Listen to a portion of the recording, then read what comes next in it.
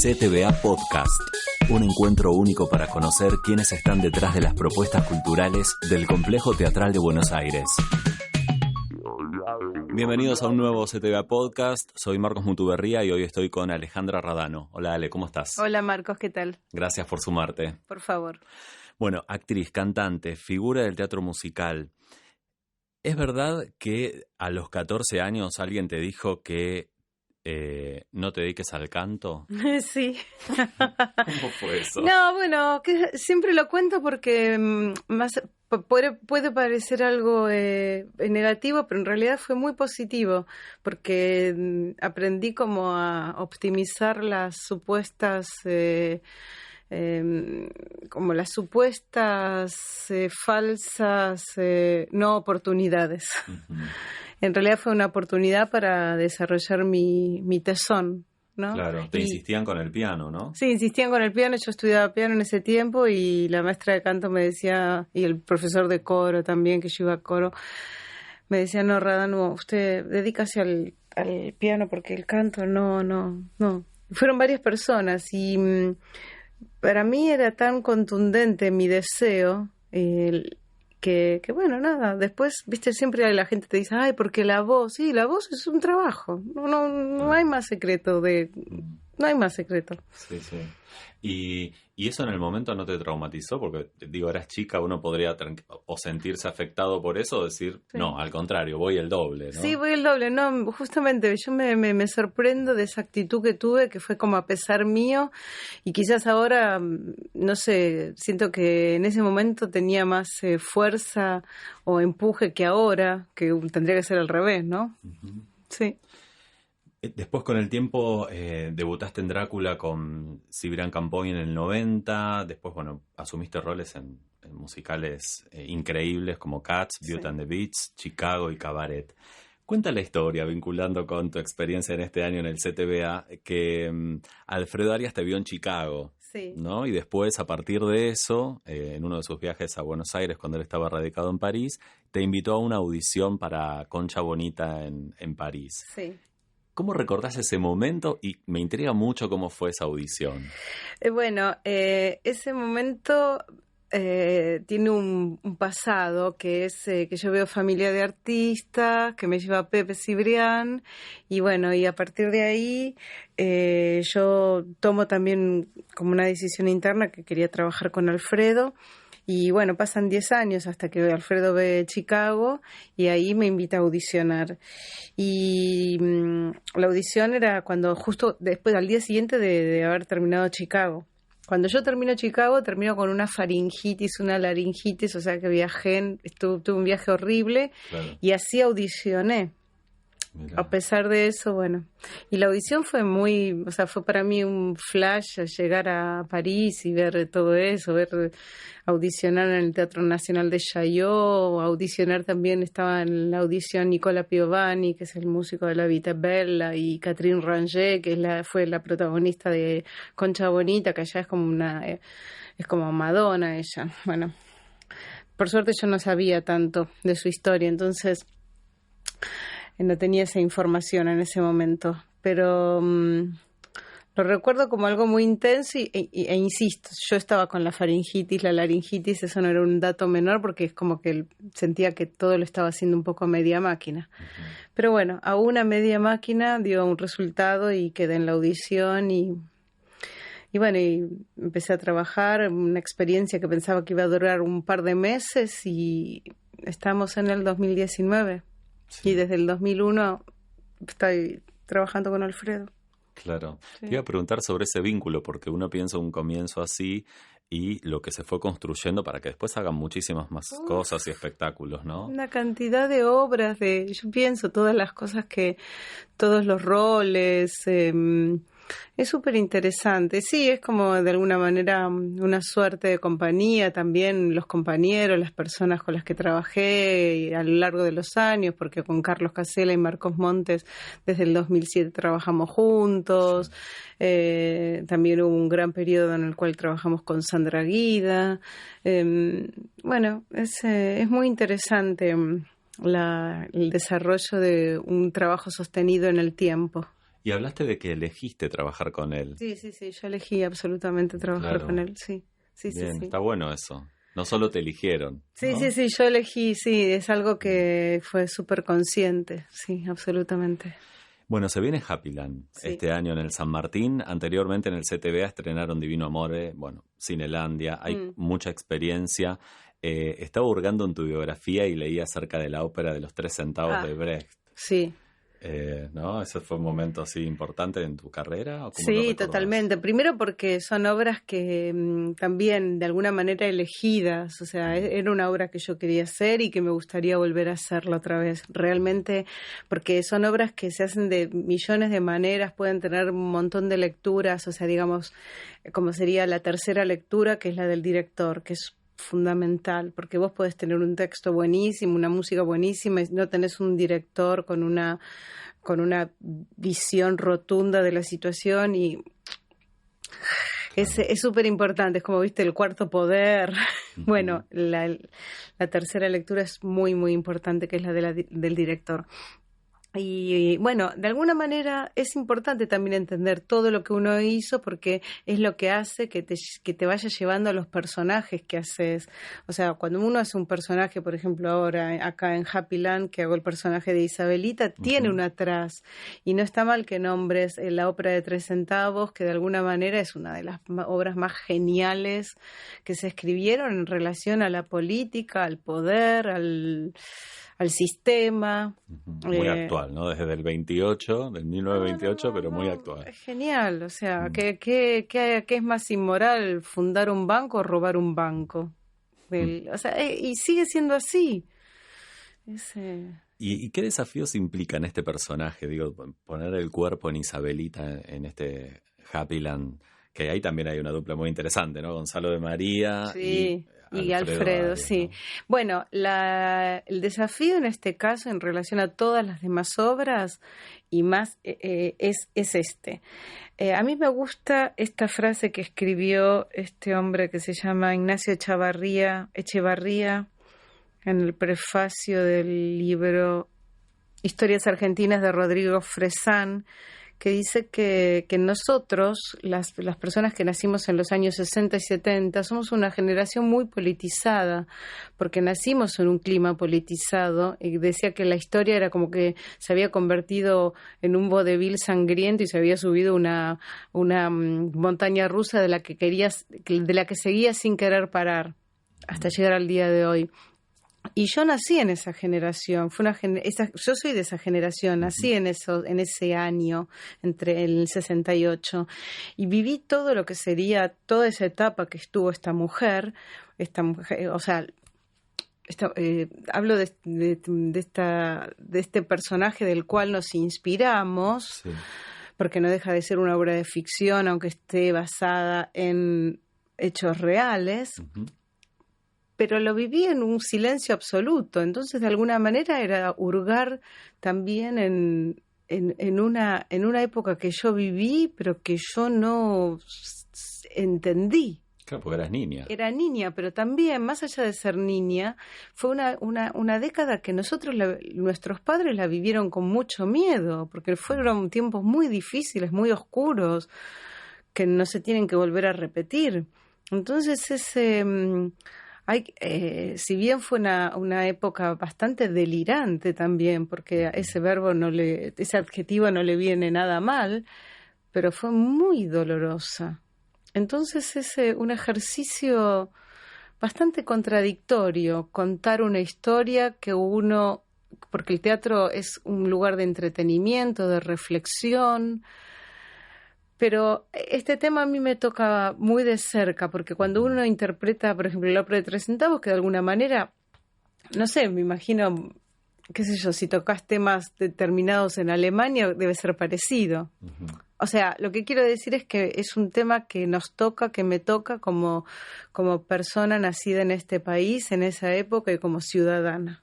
Sí, y además también nos lleva a repasar, como bien decís, una parte de la historia, ¿no? Que a veces hay momentos que son como que están tapados o simulados, y esto es meterse con una historia, más allá de que es ficción, Sí, sí. insistimos, ¿no? Pero es meterse con una historia. ¿Y qué reflexión te merece el rol que tuvo Isabel Martínez en ese momento, a la hora de hacer esta obra?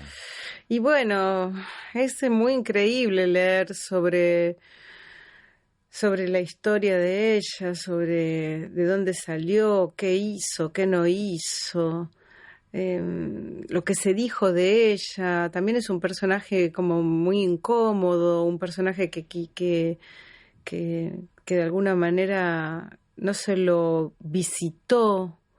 No se los visitó como se hizo con Evita, que es, o sea, digamos, fue la última esposa de Perón y ocupó el rol que Evita no quiso, Evita no pudo asumir.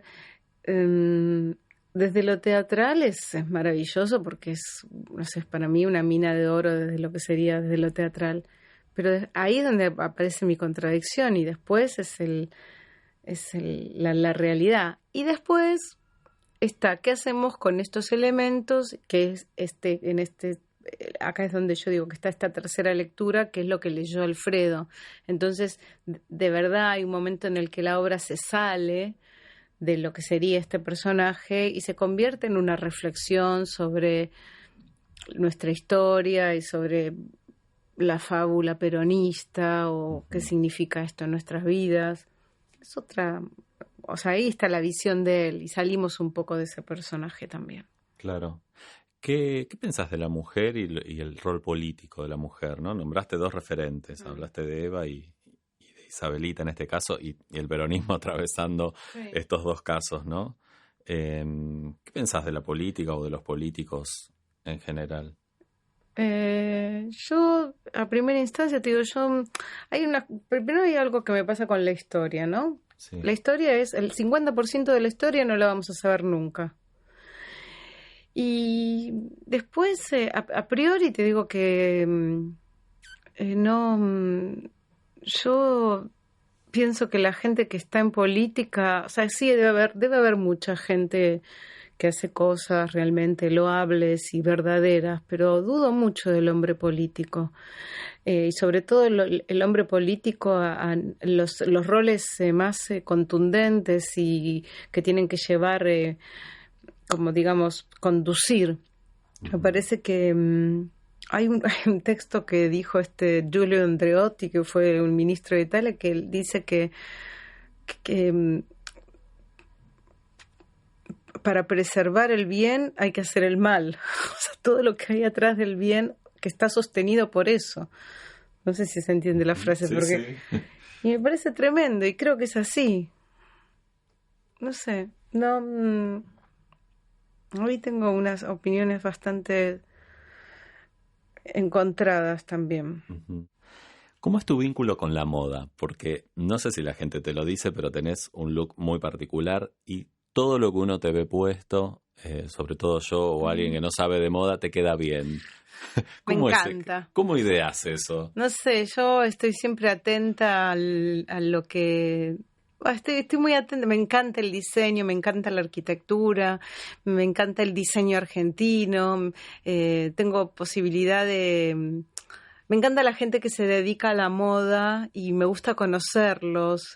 Tuve la posibilidad de conocerlo a Pablo Ramírez, de observar mucho lo que hace Juan Hernández Daels, de admirar profundamente a Vicky Otero, o sea, a Jessica Trossman o a Martín Churba. Son personas que yo admiro y respeto son consecuentes. Su obra es consecuente con su producto. ¿Ves? Ellos son personas políticas que yo admiro mucho. Bien. Ahí está.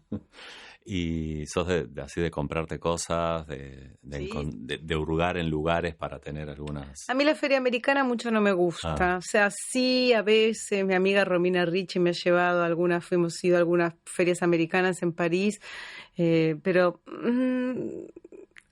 me gusta más también como me gusta mucho cómo está dispuesta la ropa en un negocio. Eso también, no me gusta toda la ropa apilada y todo eso, no me gusta como si fueran obras de arte, como cuando uno va a un museo y ves una buena curaduría de cuadros o de objetos o de esculturas. Bueno, pienso que la ropa también tiene que estar así, dispuesta de una manera ordenada y enmarcada, que les dé valor. Claro, en un espacio, ¿no? Claro, en un espacio, o sea, que el espacio tenga que ver con esa prenda. O sea, me gusta ver la ropa como si fueran obras de arte, como si fueran objetos preciados. Por ejemplo, el gorrito que tenés puesto mientras grabamos el podcast, ¿de dónde es? Este gorrito lo vi en una casa en San Telmo, pero está muy bien hecho porque no son los gorritos, es como, viste, los gorritos que usan en el norte, ¿no? Sí. Pero está hecho de una manera muy especial. Eso también me gusta, como es la terminación, o sea, cuando hay un trabajo desde el artesanal importante, pero después también me puedo encariñar con una materia, entonces vas a encontrar que tengo un pullover con un agujero, pero la materia es interesante. Así que bueno, digamos, hay un motivo para tener cada cosa, todo tiene una razón valedera. Bien. Leí por ahí que tratás de vivir el aquí y el ahora. Te lo contestabas en una entrevista de hace un tiempo, ¿no? Porque no sabés qué va a pasar el día de mañana. Yo leí eso. Sí. Te pregunto, ¿qué pensás del paso del tiempo en general y en esta profesión en particular? Sí, bueno, yo pienso que eso es algo que me tiene muy ocupada en pensamiento, porque me doy cuenta lo que me cuesta entender esta aventura humana en relación al deterioro del cuerpo, que uno puede hacer un montón de cosas para tener una calidad de vida, pero hay cosas que son ineluctables y que van a suceder porque es parte de nuestra naturaleza. Es como, viste, uno lo observa en otra relación, no sé, con la naturaleza, ¿viste? Cuando esa planta que se llama flor de un día, que nace y se muere en el día, bueno, nosotros tenemos otro lapso de tiempo, pero nos va a suceder lo mismo. Y eso es algo que me llama la atención, que me produce muchísimas emociones intensas. Y eso. Uh-huh. Imaginemos una situación ideal en la intimidad de tu casa. Sí. ¿Qué estarías haciendo? Ordenando, limpiando, leyendo, sentada en la terraza mirando los árboles. ¿Seguís teniendo plantas? Sí, sí, tengo un naranjo, un limonero, un mandarino, me gustan mucho los ágaves, los aloes, y tengo un dinosaurio gigante que es una escultura que me hizo un pintor y escultor que se llama Luis de Leo, que también fue una persona súper importante para mí porque él fue una de las personas que reformó Villa Gesell, con el viejo Gesell. Y me encantó una de las clases de dibujo que tomé con él y me decía, y cuando uno dibuja, viste, a veces dibuja y capaz empezás de afuera, yo empezaba de afuera y me dice, no, vos tenés que empezar de adentro para afuera. Y eso fue así como fundacional. Esa indicación. Bien. Recién hablábamos del tiempo, ¿no? Y también leí que te intriga en general la religión. Digo, ¿qué pensás de la trascendencia después que somos cuerpo y alma? ¿Y después? Y sí, yo creo que sí, que hay algo debe haber, porque si no, ¿cómo podés justificar la existencia de Mozart o de gente que ya entendió, pero la verdad tampoco lo podría afirmar. No lo podría afirmar. Volviendo a Happyland y ya para cerrar el podcast, es una de las apuestas del complejo teatral en el eje político que tuvo diversas obras en este año. ¿Qué pensás del teatro público en una sociedad? ¿Cuál es para vos la particularidad de un teatro público en el marco de otro tipo de teatro, como el comercial o el independiente? Bueno, lo primero que te voy a decir es algo muy básico. Es la posibilidad que tiene toda la gente de acceder al teatro. Y cuando digo acceder, es ir y comprar una entrada que tenga una lógica con el bolsillo. O sea, esto es lo primero, así como desde un lugar casi, no digo banal, pero me parece muy importante. Es algo que está muy, como muy inflamado, digamos, en la sociedad en este momento, ¿no? Uh-huh. Y eso ya me parece que tener acceso a la cultura, que todos tengamos acceso a la cultura, me parece que no es algo menor. Después también lo que tiene el teatro público es que habilita espacios de experimentación donde se van a ver propuestas que quizás en el teatro comercial uno no están. Es una bendición el teatro público. Es una bendición que existan estos lugares para el público y para nosotros. Muchas gracias, Alejandra. A vos. Si te gustó este podcast, compartilo en tus redes sociales. Quizás a alguien más le pueda interesar. Búscanos en www.complejoteatral.gov.ar o en las redes sociales del Complejo Teatral de Buenos Aires. Si nos estás escuchando en Spotify, clique la opción seguir para no perderte ningún capítulo. Si nos estás escuchando en iVoox, dale un me gusta y deja tu comentario. Sugerinos lo que quieras en nuestra casilla de correo podcast@complejoteatral.gov.ar.